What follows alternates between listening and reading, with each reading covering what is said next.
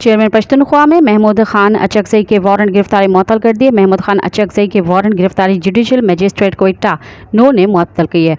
उनके वारंट गिरफ्तारी की मुअत्तली आइंदा समाअत तक की गई। इन्वेस्टिगेशन अफसर ने कहा कि पश्तूनख्वा मेप के सरबराह की जानिब से वारंट की अदम तामील हुई, जिसके बाद अदालत ने आइंदा समाअत 31 मई तक मुकर्रर कर दी। ख्याल रहे कि गुज़िश्ता रोज़ जुडिशल मजिस्ट्रेट ने पश्तूनख्वा मेप के चेयरमैन महमूद खान अचकजई के वारंट गिरफ्तारी जारी किए थे।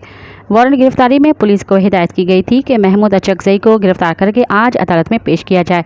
ज़िला इंतज़ामिया ने महमूद अचकजई पर 11 मार्च को सरकार में मुदाखलत पर मुकदमा दर्ज किया था। मज़ीद ख़बरन ऐं तफ़सीलात लाइ विज़िट कयो असांजी वेबसाइट www.awamiNewsHD.com ऐं ॾिसंदा रहो अवामी न्यूज़ HD।